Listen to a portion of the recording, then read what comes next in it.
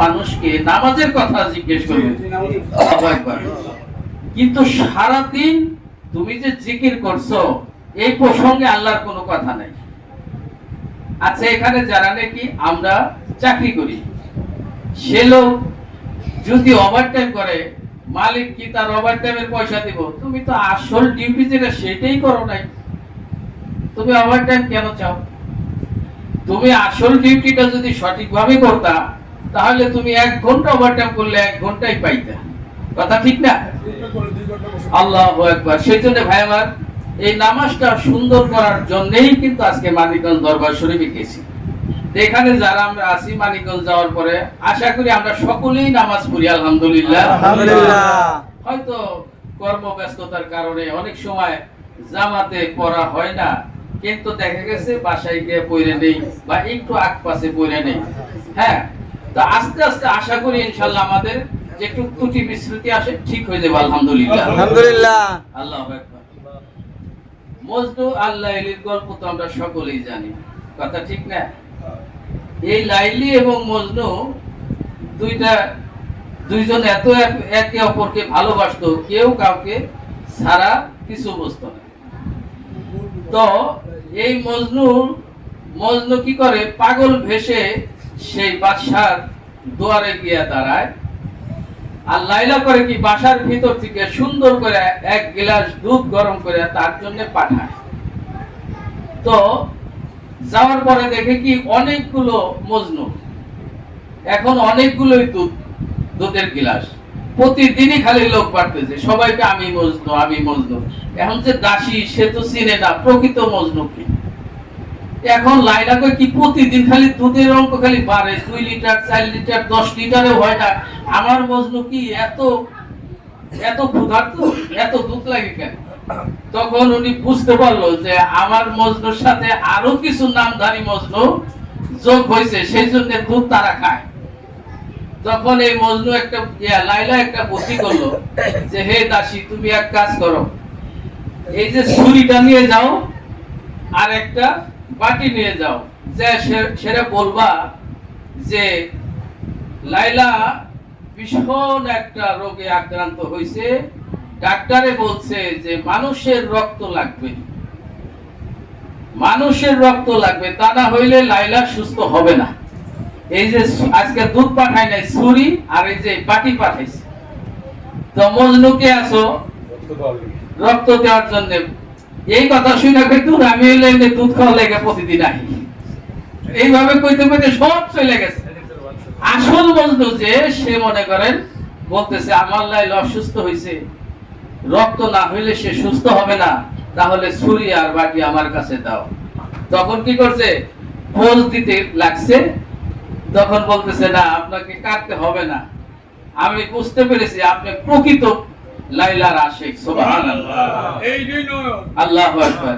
তো আল্লাহ রাব্বুল আলামিনের সকল হুকুম আমরা, এক আলেমের দিন আমার খুব প্রিয় ব্যক্তিত্ব, উনি বলতেছেন আমার সোনার বাংলাদেশ আমি তোমায় ভালোবাসি, আমার সোনার বাংলাদেশ আমি তোমায় ভালোবাসি, কিন্তু তোমার কোন জিনিস আমার পছন্দ হয় না, সেই জন্য আমি আমেরিকা থেকে মার্কেট করে নিয়ে আসি। এক সংসদ সদস্য বলতেছে কি, আমার সোনার বাংলাদেশ আমি তোমায় ভালোবাসি, কিন্তু তোমার কোন জিনিস আমার পছন্দ হয় না, সেই জন্য আমার ফ্যামিলির মার্কেট করতে আমি আমেরিকা যাই। তাহলে কি দেশপ্রেম হইল না? আল্লাহ রাব্বুল আলামিনের সব কিছু ভালোবাসি, কিন্তু আল্লাহ তাআলার সবচেয়ে বড় হুকুম যেটা, সেটা যদি আমরা না মানি তাহলে তো ওই রকমই দেশপ্রেমিক আমরা হয়ে গেলাম। কথা ঠিক না? আল্লাহ রাব্বুল আলামিন আমাদের সবাইকে খাঁটি প্রেমিক হওয়ার তৌফিক দান করুন, আমিন। যাই হোক, আজকে এখানে আসতে আমার একটু দেরি হয়েছে। আমাদের কপিল সাহেব যখনই ডাক দেয় আমার আসতে খুব মনটা ছুটে থাকে এইখানে। হ্যাঁ, উনি যখন ডাক দেয়, যে যাকে ভালোবাসে আসলে তাকে দেখলে ভালো লাগে, তার কথা শুনতে ভালো লাগে, হ্যাঁ, তার ছায়া দেখলেও ভালো লাগে। আলহামদুলিল্লাহ। আমাদের এই কপিল সাহেবের জন্য আমি মন থেকে দোয়া করি, আল্লাহ তাআলা ওনার সুস্থ হায়াতকে বাড়ায় দিক, এবং ওনার নেতৃত্বে পুরো কার্নিগঞ্জ থেকে বিশাল একটা কাফেলা যেন আল্লাহ তাআলা তৈরি করে দেন। আমিন। আল্লাহু আকবার। এখানে যারা আমরা উপস্থিত আছি, অনেক নতুন ভাই যারা আছেন, হ্যাঁ, এই নতুন ভাইদের উদ্দেশ্যে আমার কিছু কথা। আমার নতুন ভাই দেখলে ভালো লাগে, পুরান ভাইকে দেখলে ভালো লাগে, তার চেয়ে নতুন দেখলে বেশি ভালো লাগে। আলহামদুলিল্লাহ বলেন। আলহামদুলিল্লাহ। তো আমাকে অনেক সময় আমার কফিল সাহেব বলেন যে মোস্তাক ভাই খুব সুন্দর কাজ করতেছে। আসলে তো আমি যেভাবে কাজ করি, এই কাজটার অভিজ্ঞতা, এই কাজটার একটু নমুনা যদি আমি বলি, তাহলে হয়তো আপনারাও এরকম আমার চেয়ে বড় বড় কাজ করতে পারবেন। আলহামদুলিল্লাহ, আলহামদুলিল্লাহ, আল্লাহু আকবার। আমার মুর্শিদ কিবলা বলছেন, যদি হাসিটা আসে, আয়নার সামনে গিয়ে তোমার মুখটা দুই হাতে টান দিয়ে ধইরো, তবু একটু হাসো। আলহামদুলিল্লাহ, আলহামদুলিল্লাহ। মানিকগঞ্জের আল্লাহর কুতুব যাহা কিছু বলে সব কিছুই হলো বুখারী শরীফ। সুবহানাল্লাহ। আল্লামা মনিরুজ্জামান রাব্বানী সাহেব উনি বলছেন যে আমার মুর্শিদকে যদি একটা হাসিও দেয়, সে হাসিটাও বুখারী শরীফ। আলহামদুলিল্লাহ, আলহামদুলিল্লাহ। তো এই কথাটা আমার ব্রেনের মধ্যে রয়েছে। তখন আমি ভাবলাম যে হাসির মধ্যে এই রহস্যটা কি।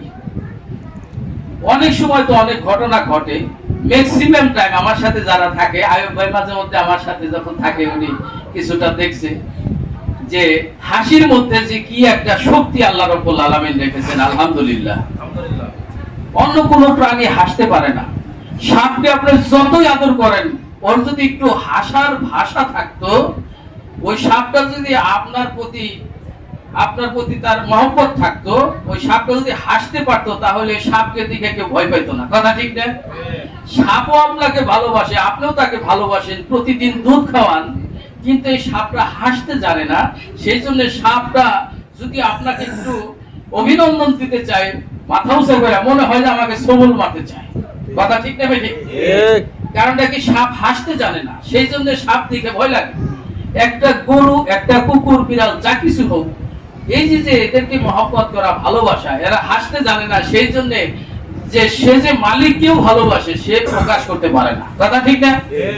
তো এই হাসির মধ্যে কি আছে, সেই জন্য আমি কি করলাম, আজকের একটা ঘটনা।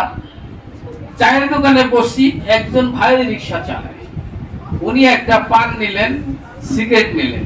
ওনার রিক্সায় আমি একদিন উঠছিলাম, সেদিন থেকে উনি আমাকে চিনি, আমি ওনাকে চিনি। আলহামদুলিল্লাহ। আমি বললাম ওনার চা এবং সিগারেটের দামটা আমি দেব। উনি বললেন আপনি কেন দিবেন?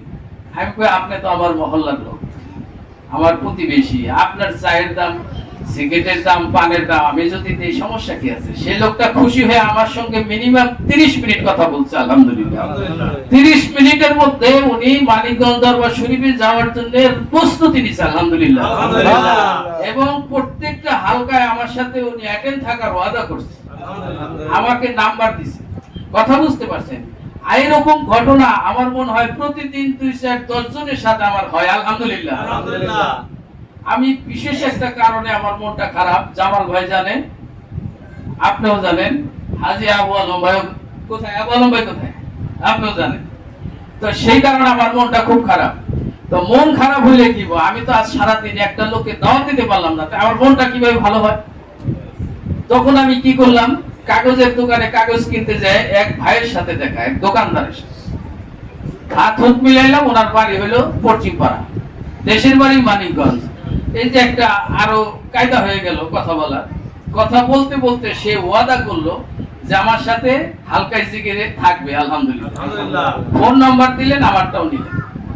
এখন বললেন এক পর্যায়ে আমার 2টা ছোট্ট ছোট্ট সন্তান আছে, তারা শুক্রবার আমাকে ছাড়তে চায় না। আল্লাহ পাকের মেহেরবানিতে আমি বললাম যে মহান মাবুদ আপনাকে এই 2টা সন্তান দিয়েছে, আল্লাহ তাআলা তার হায়াতকে বাড়ায় দিবে। আমিন। যখন এই কথা বলছি, ওনার দিলের মধ্যে বুঝতে বাকি নাই, এই সন্তান আল্লাহ দিয়েছে, আল্লাহর থেকে যাব। সন্তান যদি কাঁদে, তবুও আল্লাহর থেকে যাব। আলহামদুলিল্লাহ, আলহামদুলিল্লাহ। কত মানুষ একটা সন্তান তালাশ করে পায় না, কান্নাকাটি করে হইতেছে না, আছে না এরকম? তো যে রব্বুল আলামিন তোমাকে 2টা সন্তান দিল, একটা সন্তান তোমার ডান কাঁধে, আর একটা সন্তান তোমার বাম কাঁধে বসে, যার জন্য তুমি মাহফিলে আসতে পারো না, জিকিরে আসতে পারো না, কে দিল তোমাকে এই সন্তান? কে দিল তোমাকে বাবা ডাক শোনার মতো হিম্মত? কে দিল? শক্তি কে দিল? যে দিল তোর এই প্রিয়জন, কেমনে তারে ভুলো রে মন। আল্লাহু আকবার। সেই জন্য ভাই আমার, আপনারা যারা আছেন, মেহেরবানি করে সাপ্তাহিক হালকায় জিকিরটা আসবেন। মানিকগঞ্জে বা উত্তরপাড়ায় এটা যাওয়া হলো একটু সময়ের ব্যাপার। অন্তত যদি এরকম একটা ঘরোয়া মজলিসে আসেন তাহলে কি একটা উপকার হবে। তো তো আমি বলছি হালকা জিকির যেখানে হবে সেখানে যাবে ইনশাআল্লাহ। আলহামদুলিল্লাহ। আলহামদুলিল্লাহ। এই যে ভাইজান যে ধরনের কথা বলেন, ওনার বয়স আন্দাজ, ওনার ভলিউমটা কিন্তু অনেক অনেক জজবা আছে। এই রুহানি শক্তি কোথা থেকে আসে? আল্লাহ রাব্বুল আলামিনের জিকির করতে করতে করতে করতে পুরো বডিটাই আমার মনে হয় পুইরা কয়লা হয়ে গেছে। সুবহানাল্লাহ। সুবহানাল্লাহ। এই বডি মাটিতেও খাবে না। আলহামদুলিল্লাহ। আলহামদুলিল্লাহ। মাটি তৈরি করেছেন আল্লাহ। আর আল্লাহ পাকের এই বান্দারা যদি লা ইলাহা ইল্লাল্লাহ জিকির করে, এই মাটিও চিন্তা ভাবনা করে, এই মাটি বলতে থাকে যে আমাকে যিনি সৃষ্টি করেছেন, আমার আল্লাহর বান্দা আল্লাহর জিকির করতে করতে করতে করতে আমার কবর এসেছেন। আলহামদুলিল্লাহ। তাহলে এই কবরও তাকে কি করবে? সুন্দর আচরণ করবে। আল্লাহ রাব্বুল আলামিন আমাদের সবাইকে আল্লাহ পাকের আশিক পাগল হওয়ার তৌফিক দান করুন। আমিন। এখন এখানে বসা কিছু কিছু ভাই দেখতেছি নতুন, এজন্য আমার বেশি ভালো লাগতেছে। আজকে পশ্চিম পার আমাদের হালকাটা হওয়ার কথা ছিল না, কিন্তু তবুও বললাম যে আমার কিছু নতুন ভাই আছে, যদি আমি আজকে না করি আগামী সপ্তাহে হলো উত্তরপাড়া, আগামী সপ্তাহ মিস হবে। একাধারে দুইটা দিন যদি মিস হয়ে যায় অনেক মানুষ কিন্তু এলোমেলো হয়ে যাবে। আল্লাহর মেহেরবানিতে আমি গুনছি আজকে নতুন লোক প্রায় 16 থেকে 17 জন নতুন লোক ছিল। আলহামদুলিল্লাহ। এই 16-17 জন নতুন লোক ছিল, তারা আল্লাহ পাকের জিকির করেছেন, চোখ দিয়া অঝোর নয়নে তারা কেঁদেছেন এবং আগামী হালকা জিকিরে তারা আসার জন্য নিয়ত করেছেন। আলহামদুলিল্লাহ। আলহামদুলিল্লাহ। তাই সেজন্য ভাই আমার, আমরা সকলেই টাকা পয়সার জন্য রাস্তাঘাটে বিভিন্ন ব্যবসা প্রতিষ্ঠানে শ্রম দেই। একটা লোক আমেরিকা থাকে, সে আমেরিকাতে গাড়ি করছে, বাড়ি করছে, সব করছে, কিন্তু বাংলাদেশে আসার পরে ওনার ভিসাটা ক্যান্সেল হয়ে গেছে, সেই আমেরিকা আর যাইতে পারে না। তার ওখানে যে এত সুন্দর বাড়ি আছে, সেই বাড়ির কোনো দাম আছে? না, কোনো দাম নাই। কেন দাম নাই? সে তো আর ওই দেশে যাইতে পারবে না, ঢুকতে পারবে না যে কোনো কারণে, সেই জন্য তার আর কোনো দাম নাই। আর যদি সে আমেরিকাতে বাড়ি না বানায় বাংলাদেশে বাড়ি বানাইতো, তাহলে সে যাই বানাইতো ওইটার ভিতরে সে আরামের সাথে বসবাস করতে পারতো। কথা ঠিক না? যেহেতু আমরা এই পৃথিবীতে থাকতে পারবো না, আমরা চলে যাব কোথায়? মহান রব্বুল আলামিনের ডাকে সাড়া দিয়ে নির্ধারিত সময়ের পরে আমরা কবর দেশে চলে যাব। তাহলে আমাদের এই দুনিয়াতে বাড়ি ঘরের দরকার নাই, আমাদের বাড়ি ঘরের দরকার কোথায়? আখিরাতে। কথা ঠিক না? তো এখান থেকে যদি আমরা জিকির আজকাল করি তাহলে সেই জান্নাতে আপনার আমার জন্য একটা বাড়ি তৈরি হবে। আলহামদুলিল্লাহ। আলহামদুলিল্লাহ। ফেরেশতারা পয়সা আছে, আল্লাহ পাক বলেন যে বিল্ডিং করো না কেন? যে নাকি সবচেয়ে ছোট বিল্ডিং এর মালিক হবে, সে বিল্ডিংটা হবে 6666 তালা। সুবহানাল্লাহ। কোরআনের আয়াত 6666টি। আল্লাহ রাব্বুল আলামিন সবচেয়ে ছোট যে জান্নাত দিবে সেটাও হবে 6666 তালা। তো এই ফেরেশতারা পয়সা আছে, আল্লাহ তাআলা বলেন তোমরা কাজ করো না কেন? তখন বলতেছে ইট নাই, বালু নাই, সিমেন্ট নাই, মালিকে পাঠায় না, সেই জন্য আমরা কাজ বন্ধ রাখছি। তখন এই ইট বালু কি একবার সুবহানাল্লাহ বলার সাথে সাথে একটা ইট ওখানে তৈরি হয়ে যায়। সুবহানাল্লাহ। একবার আলহামদুলিল্লাহ বলার সাথে সাথে আরেকটা ইট ওখানে তৈরি হয়ে যায়। কথা বুঝতে পারছেন? যতবার আমরা জিকির করব ততবার ইট ওখানে পৌঁছে যাবে। আপনার আমার থাকার সেই জায়গায় একটা বাড়ি আল্লাহ তাআলা তৈরি করবে। আলহামদুলিল্লাহ। আমরা জিকির করতে রাজি আছি কারা কারা? আল্লাহু আকবার, আল্লাহু আকবার, আলহামদুলিল্লাহ। আর সেই বাড়িটা এমন বাড়ি, সেখানে যাওয়ার পারমিশন আছে, ওখান থেকে বের হওয়ার আর কোনো পারমিশন নাই। কথা ঠিক না? আমেরিকায় বাড়ি বানাইছেন, বাংলাদেশে আইছেন, ভিসা ক্যান্সেল, ঢুকতে পারবেন না। কিন্তু আমরা যদি কবরের দেশে চলে যাই, জান্নাত থেকে আমাদেরকে আর কোনোদিন বের করা হবে না। তাহলে আপনারা সকলেই তো শিক্ষিত মানুষ, এই কথাগুলো কি বুঝতে পারছেন? তাহলে জিকির করার দরকার আছে কিনা? তাহলে জিকির কিভাবে করবেন? লা ইলাহা ইল্লাল্লাহ, লা ইলাহা ইল্লাল্লাহ, লা ইলাহা ইল্লাল্লাহ, ইল্লাল্লাহ লা ইলাহা ইল্লাল্লাহ লা ইলাহা ইল্লাল্লাহ লা ইলাহা ইল্লাল্লাহ লা ইলাহা ইল্লাল্লাহ লা ইলাহা ইল্লাল্লাহ লা ইলাহা ইল্লাল্লাহ ও কি খেলা খেলাইছেন আল্লাহ বাজে ঢুমকা কারবালায় কি খেলা খেলাইছেন আল্লাহ বাজে ঢুমকা কারবালায় অগ্নিকুণ্ডে পয়সায় আছেন ইব্রাহিম খলিলুল্লাহ লা ইলাহা ইল্লাল্লাহ লা ইলাহা ইল্লাল্লাহ লা ইলাহা ইল্লাল্লাহ লা ইলাহা ইল্লাল্লাহ লা ইলাহা ইল্লাল্লাহ লা ইলাহা ইল্লাল্লাহ মুহাম্মদ রাসূলুল্লাহ লা ইলাহা ইল্লাল্লাহ লা ইলাহা ইল্লাল্লাহ লা ইলাহা ইল্লাল্লাহ ফেরাউন কয় বিবি আসিয়া রে মাওলার জিকির দাও গো সেরে ফেরাউন কয় বিবি আসিয়া রে মাওলার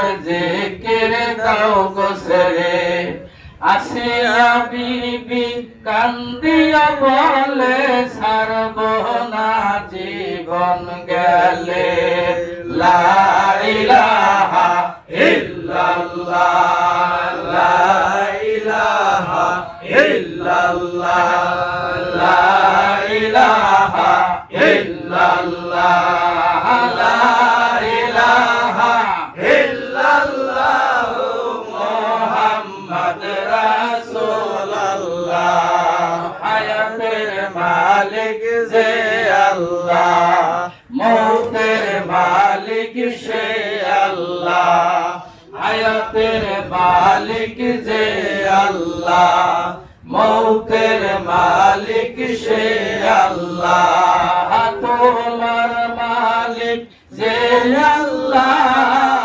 আমার মালিক সে আল্লাহ লা ইলাহা ইল্লাল্লাহ লা ইলাহা ইল্লাল্লাহ লা ইলাহা ইল্লাল্লাহ মুহাম্মদ রাসূলুল্লাহ সাল্লাল্লাহু আলাইহি ওয়াসাল্লাম।